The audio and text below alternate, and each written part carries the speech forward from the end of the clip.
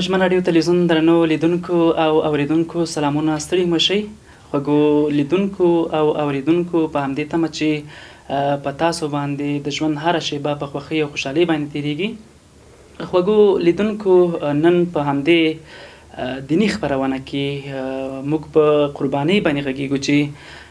قرباني په کومو حالاتو کې په یو کس باندې لازمیږي، څنګه باید قرباني وکړي. په همدې تړاو ستاسو پوښتنې هم مولوي صاحب ځوابوي، خو له نیکه مرغه نن په همدې خپرونه کې له موږ سره د ژمن راډیو تلویزیون د دیني خپرونو مسؤل ښاغلی مفتي مولوي صاحب محمد سلیم منصور را سره دی، چې دای به په همدې تړاو تاسو ته ستاسو پوښتنو ته به ځواب درکوي په هره برخه کې. نو له هر څه وړاندې مولوي صاحب ته ښه راغلاست وایم. مولوي صاحب په خیر راغلی، سلامه شئ. مننه کوم هرچوات صاحب تاسو ته او د ژمن راډیو تلویزیون محترم مشرتابه ته او تخنیک ملګرو ته او د ایډیټ ملګرو ته ټول ته نیک هیلې او سلامونه وړاندې کوم. خدای تعالی جل جلاله دې وکړي چې دا خپرونه د محترمو لیدونکو او اوریدونکو د پام وړ وګرځي او هغه پوښتنې چې دوی سره دي هغه موږ په همدې خپرونو کې ځواب کو چې تر څو پورې د دې قناعت حاصل شي. بله خوږو لیدونکو او اوریدونکو، دا چې مولوي صاحب مو راوغوښته په همدې دیني خپرونه کې د قربانۍ په تړاو ستاسې مهمې پوښتنې به هم د خپرونې په لړ کې په نوبت وار سره ځوابوي. خو د خپرونې د پیل پوښتنه مولوي صاحب داسې کومه چې قرباني له کوم وخت را په دې خوا په مسلمانانو باندې واجب شو؟ الحمد لله وكفى والصلاة والسلام على عباده الذين اصطفى. أما بعد فقد قال الله تبارك وتعالى في كلامه المجيد والفرقانه الحميد: بسم الله الرحمن الرحيم إن الله اشترى من المؤمنين أنفسهم وأموالهم بأن لهم الجنة. اول قدم کې خو ډیره ښه پوښتنه مو وکړه. دا چې دا بحث ډیر اوږد ده، خو زه په لنډو الفاظو باندې راخلم چې حضرت ابراهیم علیه السلام ته چې په پیغمبرانو باندې په ټولو باندې خداوند متعال جل جلاله امتحانات راوستي او په مختلف ډول باندې امتحانات په دوی باندې راغلي. حضرت ابراهیم علیه السلام چې کله خوب ویني، الله جل جلاله د خبر ورته کوي چې قرباني ورکړه. نو د دې خوب په لیدلو سره حضرت ابراهیم علیه السلام 200 خان قرباني کړ. بیا په دویمه شپه باندې بیا خوب ویني، الله جل جلاله ورته فرمایي چې قرباني ورکړه. بیا 400 خان داسې د تعداد پسې زیاتېږي. لنډه خلاصه دا چې حضرت ابراهیم علیه السلام ته بیا په خوب کې دا حکم کیږي چې ته قرباني خپل بچی حضرت اسماعیل علیه السلام ورکړه. بیا هم هغه ول چې حضرت هاجره رضی الله تعالی عنها چې حضرت اسماعیل علیه السلام د 6 کلو یا د 2 کلو په عمر کې غالبا داسې عمر کې دی ده. نو په داسې ماشومتوب حالات کې نو کله چې یو دوست قریب کره ورځي یا یو ماشوم د ماما کره ځي یا د نور قریبانو کره ځي، نو دوی خوشحالیم کوي او د خوشحالۍ په څنګ کې هغه خپل مور مبارک هغه چې د هغه ښکلا ورکوي، سترګې ورته تورې او نور ښه لباس ورته اغوندي. نو حضرت ابراهیم علیه السلام ته خو الهي حکم شوی و. نو ارچوال صاحب د دې حکم مطابق بیا داسې وشول چې حضرت ابراهیم علیه السلام خپل بیبي ته دا فرمایي چې حضرت اسماعیل علیه السلام ته ښکلا ورکړه. یعنې ښکلا دا معنی چې جوړې که، سترګې ورته تورې که او صفا یې که، صفا جامې ورته واغونځه او ورته فرمایي چې چېرته یې ولې. نو دی ورته فرمایي چې د قریبانو کره دوستانو کره. نو په دغه حالات کې مسله دا ده چې حضرت اسماعیل علیه السلام حضرت ابراهیم علیه السلام خپل پلار هغه بیایي. نو کله چې له کور نه بهر کوي یو څه مسافه تګ کوي، نو په دغه حالات کې شیطان راځي او بیبي حجره رضی الله تعالی عنها ته د حضرت اسماعیل علیه السلام مور ته دا خبره کوي، ورته وایي چې حضرت ابراهیم علیه السلام ته الهي حکم شوی دی چې تا بچی ولې ذبح کوي. نو په دغه حالات کې هغه فرمایي چې د الله جل جلاله داسې بیبیانې شته او داسې غیرتي میندې هم شته. هغه ورته فرمایي چې د الله جل جلاله څه رقم حکم دی ما منلی ده. بیا په دغه صورت کې ورځي حضرت اسماعیل علیه السلام ته دا خبره کوي، شیطان ورځي او دا خبره ورته کوي چې تا د ذبح لپاره بیایي، الهي حکم ورته شوی ده. نو حضرت اسماعیل علیه السلام دا شیطان په کاڼو باندې ولي او دا خبره ورته کوي. لنډه خلاصه دا چې 3 واره دا شیطان په کاڼو باندې دی ولي. شیطان په خپل هڅه کې او په خپل هغه کار کې او خپل پلان کې ناکام شو. لنډه خلاصه دا چې کله د ذبح ځای ته ورسېدو، د ذبح مقام ته ورسېدو، نو په هغه حالات کې، په هغه صورت کې حضرت ابراهیم علیه السلام چاړوم ځان سره اخیستی ده. حضرت ابراهیم علیه السلام رسی یا پړی دا هم ځان سره اخیستی ده.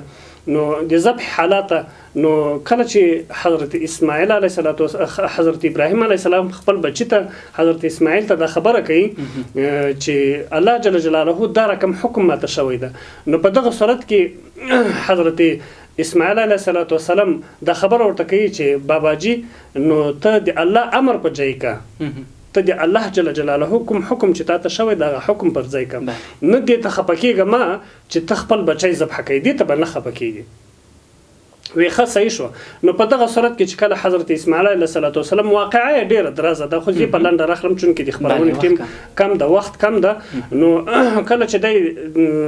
لاس او خپې ورته تړي، نو حضرت اسماعیل علیه السلام باندې چاړو کشي. چاړو ته د الله جل جلاله امر شوی ده، د الله حکم ورته شوی ده چې چړې حضرت اسماعیل علیه السلام نازک ښکلې مرۍ چې دی هغه ذبح نه کړي.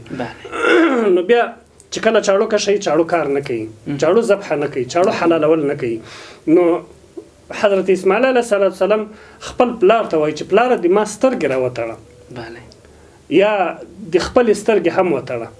حضرت اسماعیل علیه السلام په 3مه دفعه باندې خپل سترګې هم وتړلې او د بچي سترګې هم وتړلې. کله چې چاړو، نو تفسیر لیکلی دی چې په دغه حالات کې چاړو دا خبره کوي، چاړو دا خبره کوي چې زه څنګه وکم. یو ځای د الله جل جلاله امر شوی ده د ذبح، او بل ځای د الله جل جلاله د محبوب پیغمبر حضرت اسماعیل امر ماته شوی چې هغه ذبح قرباني کا. زه په دې حکم کې کوم حکم د الله جل جلاله پر ځای کم. و اسماعیل علیه السلام باندې چې کله چاړو کشول، حضرت ابراهیم علیه السلام چړې نه خور. حضرت اسماعیل علیه السلام و ډیر غصې نه، له ډېرې غصې نه چاړو وشړله، او کله چې چاړو شړي بیرته دا چاړو راخلي یا بله چاړو راخلي، نو کله چې چاړو په کشي وای دی وایي چې الله اکبر الله اکبر لا اله الا الله والله اکبر الله اکبر ولله الحمد. وای دا خبره چې چړې کله ذبح وکړه، نو په دغه حالات کې حضرت جبرئیل امین راځي، حضرت اسماعیل علیه السلام له مخې نه کش کوي او له جنت نه په سر اولي هغه د په ځای باندې اچوي. وی هغه په څه باندې چاړو کش کړه او هغه په څه چې ول هغه ذبح شو. الله جل جلاله په دې لوی امتحان کې حضرت ابراهیم علیه السلام کامیاب کو. راځو دې ته چې په کومو شرایطو کې دا قرباني چې د مثال په تور باندې یو څوک چې ذبح کوي، هغه په کومو شرایطو کې ذبح باید وکړي. اول قدم کې خو د دې لپاره چې دا قرباني واجب ده، کله وخت نه وخت داسې مسله دا د شرط چې کله واجب حکم د فرض ولري یا واجب قائم مقام د فرض ولري. لکه ښه مثال دا ده چې د جمعې لمونځ اصل کې واجب ده، خو حکم د فرض لري، ځکه مونږ هلته چې 2 رکعته کوو، 2 رکعته چې کوو هغه قائم مقام د هغو فرض لري، لکه کوم چې د ماسپښین فرض لمونځ کوو، حکم اصل کې واجب ده. نو دغه قرباني چې دم دا ډیره بهتري لري، دا ډیره بهتري لري. لکه مثال په تور ښه مثال زه در کوم، ما سره دا تسبیح دي، په دې تسبیح باندې زه په عادي حالات کې زه ذکر کوم، او کله چې د لمانځه ټیم شي، د لمانځه وخت راشي، هلته چې زه بیا ذکر په کوم تسبیحات په وایم، هر څوک په دغه رقم باندې هلته بیا ډیر ثواب لري، هلته بیا ډیر ثواب لري. نو قرباني چې دا هم په دغه حالات کې، په دغه صورت کې دا چې د یو واجبه د حضرت اسماعیل علیه السلام د په هر چا باندې دا واجب ده. بله مولوی صاحب، کله چې د قرباني لپاره مال اخیستل کېږي، مال کې باید کومې ځانګړتیاوې وي چې بالاخره قرباني وشي بي؟ مننه کوم ارچوال صاحب. اول قدم کې خو باید په دې باندې لږ وضاحت ورکړم چې دا پښتنې ما نه ډېرې کېږي، ډېر لیدونکي یا ډېر اورېدونکي یا ډېر ملګري دا پښتنه کوي، زنګونه راته ویل کېږي چې مولوي صاحب قرباني په کومو شرایطو کې باید سړی وکړي. نو دغه ته په دغه باندې داسې کم اندازه بحث کوم اصلا د قرباني وجبه چې د په چا باندې واجب د قرباني په کوم صورت کې څو قرباني کولای شي. یو خدا دا چې در المختار او رد المختار فتاوی دارالعلوم دیوبند فتاوی پریدیا دی ټول دا مسله لیکلې ده چې په هغه صورت کې قرباني په یو چا باندې واجب کیږي چې دای مسکن ولري. مسکن دا معنی چې خپل کور ولري، ځای ولري. یو دویم قدم کې د کور اساس ولري. دریم قدم کې د دومره شتمنۍ ولري د کور اساس دي ته ویل کېږي، لکه مثال موټر ده، لکه مثال ټوپک ده، لکه مثال غو ده، دغه شیان چې دي مالدارۍ کې په دغه شیانو کې چې هغه تقریبا د 40,000 روپۍ قیمت ولري، نو په دغه حالات کې بیا قرباني چې ده په سړي باندې واجب کېږي. دلته یو مسله ډېره عامه شوې ده. یو سړی مثال هغه داسې وي چې له ما هم دا ډېرې پوښتنې شوې دي چې اوس زه موټر هم لرم، اوس زه ټوپک هم لرم، اوس زه غو هم لرم، هغه وسایل ټول مثلا موجود وي خو نغدي روپۍ نشته را سره. زه په دغه حالت کې زه ورته وایم چې وروره مثال په تور باندې ارچیوال صاحب ته دکاندار یې، زه درځم له تانه سودا اخلم، زه چې کله له تانه سامان اخلم او له تانه سودا کوم، بیا په دغه صورت کې تقریبا د میاشتې یا د 2 میاشتو یا د 3 میاشتو یا د 5-6 میاشتو په قرضه اخلم. خو ته دکاندار یې د قرضه در کوم، ته خو ماته په لایه باندې دا شی نه راکوې. صحیح شوه؟ نو که دلته اصلا موږ د حله باید جوړه نه کړو چې دغه د کور د ضرورت لپاره موږ قرضه کوو، د الله جل جلاله د وجبې لپاره یا د حضرت ابراهیم علیه السلام هغه امتحان کې چې راغلی دغه لپاره موږ ولې د 15,000 چې د مثلا د قیمت ول نشو ورکولای. راځم آیات کریمه ته خداوند متعال جل جلاله فرمای ان الله اشترى من المؤمنین انفسهم واموالهم بان لهم الجنه. ګوري تاسو سوچ فکر وکړئ، راځم د تاسو پوښتنو ته هغه ته متوجه یم. رسول الله سلام چې کله په شپه د معراج باندې الله جل جلاله حضور ته ورځي، نو الله جل جلاله ورته فرمایي چې عاشق کله معشوقې ته ورځي نو یو تحفه وړي، ای محبوبه تا ماته څه تحفه راوړې ده؟ نو جناب نبی کریم صلی الله علیه وسلم ورته فرمایي التحیات لله والصلوات والطیبات. الله ما تحفه راوړې ده، هغه تحفه چې دغه ټول مالی عبادت، ټول ځاني عبادت الله ما تعالی پر راوړي دي، مالی عبادت، ځاني عبادت. نو په دغه حالات کې الله جل جلاله په مقابل کې جناب نبی کریم صلی الله علیه وسلم ته فرمای السلام علیک ایها النبی. ګوره څومره ښه خبره ده چې الله جل جلاله خپل سلام پوای، سلام دی په تا باندې ای نبی او رحمتونه او برکتونه دی په تا باندې. جناب نبی کریم صلی الله علیه وسلم ته دې خبره دی الله جل جلاله دومره خوند ورکو، څومره عقل الله جل جلاله خپل محبوب ته ورکړی دا، ورته فرمای السلام علینا وعلى عباد الله الصالحین. سلام دی په ما باندې او په عباد الصالحین چې مؤمنان دي. نو دلته ملائکه ارشیب کې ټول دی الله جل جلاله دی الله دی محبوب په ننداره ولاړ دي، هغه دا کلمه وایي چې اشهد ان لا اله الا الله واشهد ان محمدا عبده ورسوله. ګوري دلته چې جناب نبی کریم صلی الله علیه وسلم کومه خبره کړې ده چې ټول مالی عبادت یا ځاني عبادت. مالی عبادت څه ته ویل کېږي؟ مالی عبادت دې ته ویل کېږي لکه د اختر قرباني شوله، صحیح شو، دې ته مالی عبادت ویل کېږي، صدقه شو، خیرات شو، یتیم سره مرسته شوله، بېوزل سره، مظلومانو سره، دې ټولو سره مرسته او کومک، یعنی خپل پیسې خرج کول دی الله په لار کې، خپل مال خرج کول دی الله په لار کې، دې ته مالی عبادت ویل کېږي. هغه ځاني عبادت چې دغه لکه لمونځ، روژه، دغه شیان چې دي مثلا هغه چې د ځاني عبادت دي، نو دا قرباني چې د په مالی عبادتو کې راځي، نو دغه مالی عبادت مونږ باید د دې لپاره حله جوړه نه کړو او د دې لپاره که 15,000 یا 6,000 بل چا نه قرضه واخلم دا قرباني په وکړو. خو دا خو به داسې نه وي چې له چا نه په قرضه اخلو، هغه خلک موږ ته په لایه باندې لکه مثال ته ماته پیسې راکوي، زه له تا نه په قرضه اخلم، دا ته خو ماته په لایه نه راکوي، خو قرضه د میاشت، 2 میاشتې، 3 میاشتې وروسته به الله ما په وصي کې لکه دکاندار نه چې مال اخلم، کېدای شي دغسې مې الله په دې باندې وصي کړي، نو دا قرضه به بیا زه خپله درکوم. نو قرضه دې ورته وکړي چې هغه شرایط موجود دي چې ما مخکې اشاره ورته وکړه، د کور اساس ولري، مسکن دې خپل وي، دومره شی د کور اساس لکه موټر دغه شیان لري، د هغې لپاره د کور د ضروراتو لپاره قرضه کوي، اما د الله د دغه مالی عبادت لپاره چې هغه دغه وجبه ده او قربانۍ ده، د دې لپاره ته قرضه نشي کولای، یا مثال په تور باندې د هغې لپاره مخکې آمادګي نشي نیولی. نو دا حله جوړول دي چې یو څوک پوښتنه کوي چې زه خو والله دا شیان ټول لرم خو نغدې روپۍ نشته را سره، نو تقریبا په حدود دی 40,000 روپۍ کې یو څوک چې قیمتي شی ولري لکه ټوپک د یو ټوپک د مثال 40,000 افغانۍ قیمت لري یو سړي سره دا خو هر چا سره په کور کې وي نو 40,000 روپۍ چې ته دغه اساس ولري قرباني در باندې واجب ده. هکذا یو ښځه ده یو زنانه ده یو خور ده هغه په کور کې زر لري ورسره په څنګ کې نغدي روپۍ هم یو څه ولري نو په دغه حالات کې په دغه صورت کې په زنانه باندې قرباني چې ده واجب. ډېره مننه مولوي صاحب. یو پوښتنه چې ډېری اوریدونکو سره ده هغه دا چې یو کس دی ډېر شتمن دی ډېره درایي لري ولې د قربانۍ په وخت کې د سره په لاس کې څه نه وي چې قرباني پرې راواخلي آیا په پور باندې قرباني کولی شي که لږ وضاحت ورکړي مولوي صاحب؟ کولی شي بالکل کولی شي. مخکې ما دغه ټکي ته اشاره وکړه چې ول صاحب چې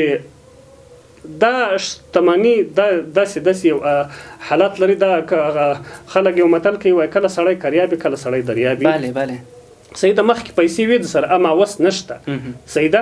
نو تا په د زیاتره ولایتو کې که سوچ فکر کړی ډیر وخت کې ډیر خلک داسې کیږي چې کله د ژمي موسم پر راځي د ژمي موسم چې واوره وي مثلا سختي وي لارې بنديږي په دغه حالات کې د 3-4 میاشتو لپاره د یا د کور لپاره ټول امادګي ولې که وړه وي که غوړه وي که بره وي که هر څه ضرورتونه وي هغه د ټول را پکړي وي. مونږ هم سوچ فکر باید داسې ځان سره وکړو چې و په ما باندې د لوی اختر ورځ یو واجبه را باندې روانه ده سره لدی چې زه شتمن یم واجبه را باندې روانه ده او د قرباني را باندې روانه اقلا زه باید دومره وکم چې خیر د کنن نشته سبا خو سره پیدا کیږي نو کله بل نه قرض کوم باید د قرباني وکړي. بله مولوي صاحب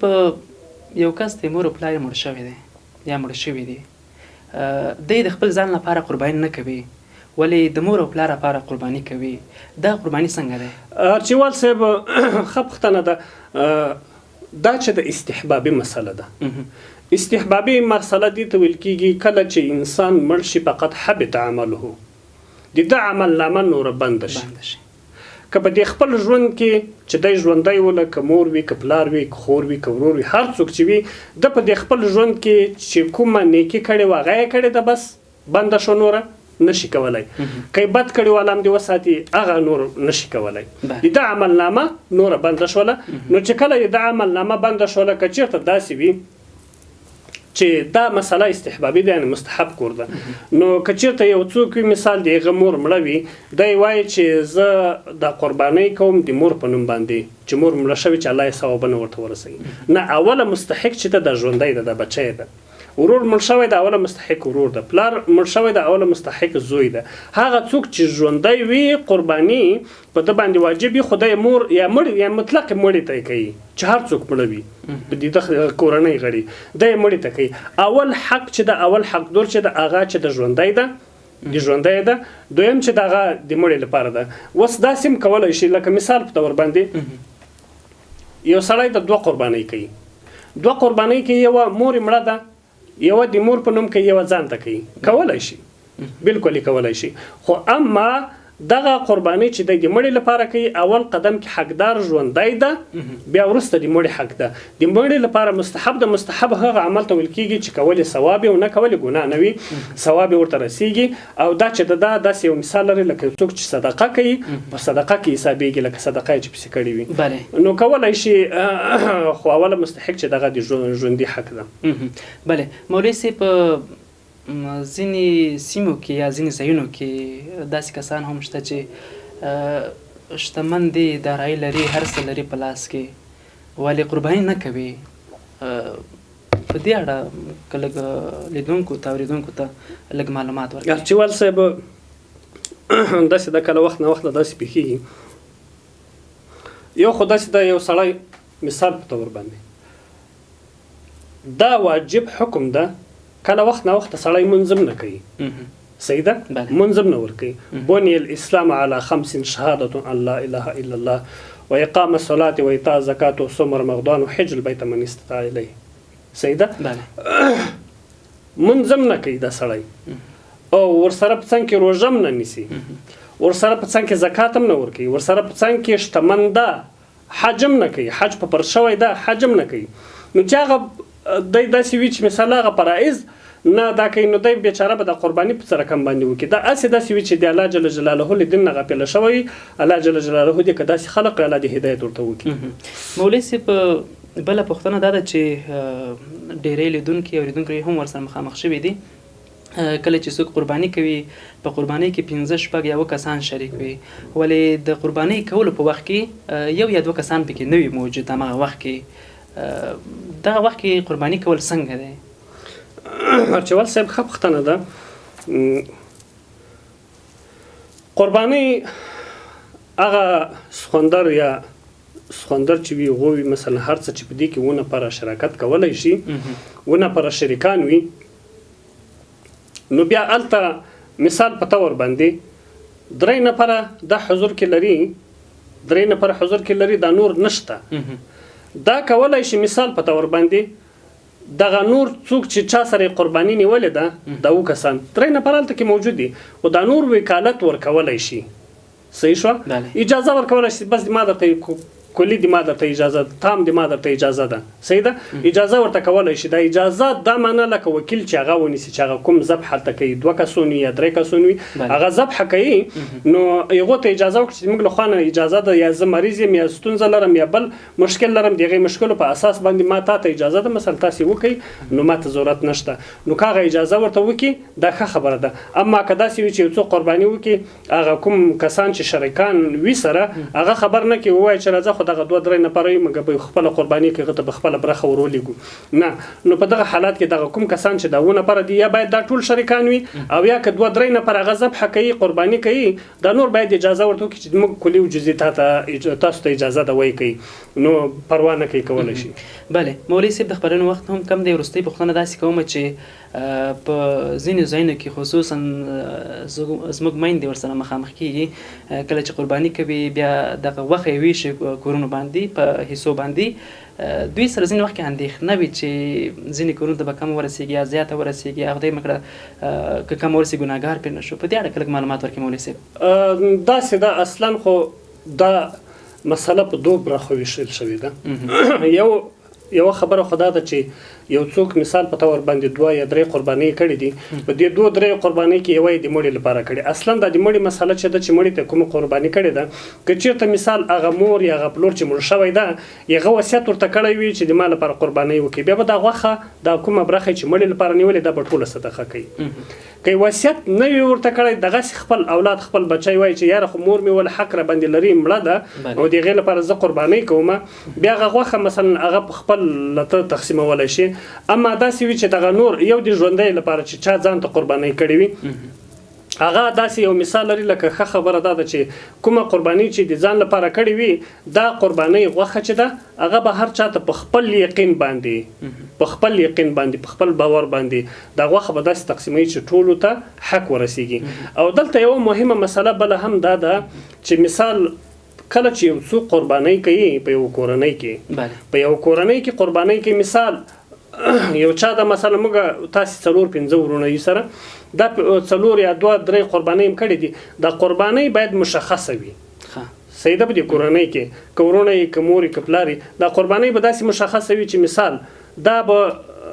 پلانای دا یې تا شو که مور ته به یې چې مور یې دا یې تا شو که پلور ته یې کوي پلور یا یې به چې دا یې تا شو داسې به یې نه کوي چې ما خالي دا نوم به پوهېږي چې ما قرباني وکړه او نورې سړی معلوم نه وي بلکې مشخص کوي به لکه موږ ښه مثال لرو لکه موږ په لمانځه کې موږ فرض لرو په لمانځه کې موږ واجب لرو په لمانځه کې موږ سنت لرو دا مشخص دي موږ لپاره معلوم دي او د هغې لپاره نیت مشخص ده اوس موږ فرض کوو د فرضو نیت موږ تړو که سنت کوو د سنتو نیت موږ تړو که واجب کوو د واجب نیت موږ تړو که نفل کوو د نفل نیت موږ تړو نو دا باید معلومه وي مشخصه وي که مور ته کوي د مور په نوم کوي پلور ته کوي د پلور په نوم کوي ورور ته کوي د ورور په نوم باندې دا باید معلومه وي او دا باید مشخصه وي. مولوي صاحب په وروستیو کې کله چې قرباني کېږي د قرباني شپو ورځو کې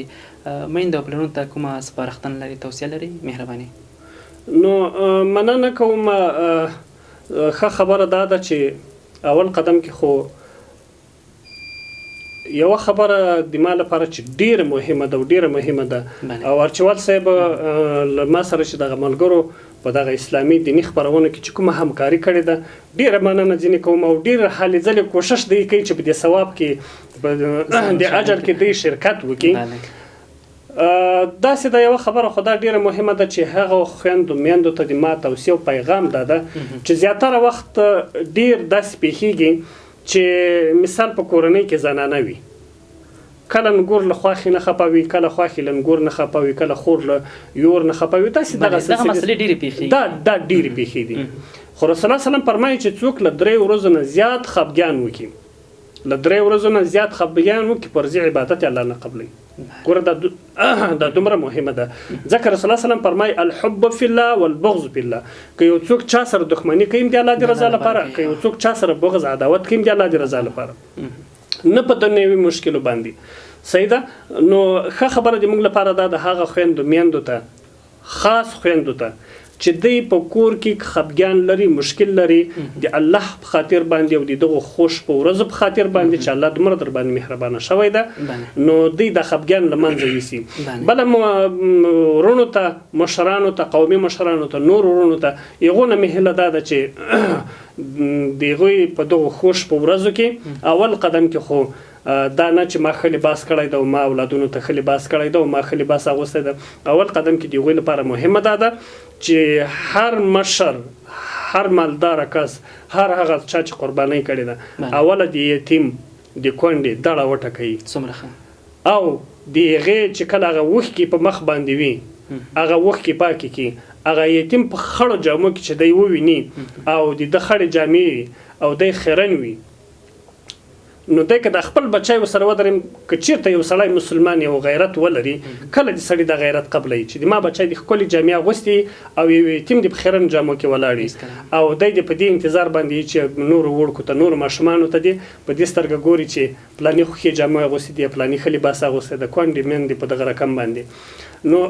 ټولو مشرانو نه، ټولو ځوانانو نه مې هیله دا ده، غوښتنه مې دا ده په حیث د یو عالم باندې، په حیث د ورور باندې دا غږ په کوم چې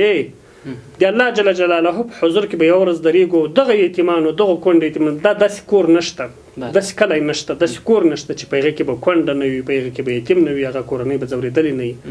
او موږ له هغې سره غمرازي ونه کړو او موږ هغه خوشحاله نه کړو.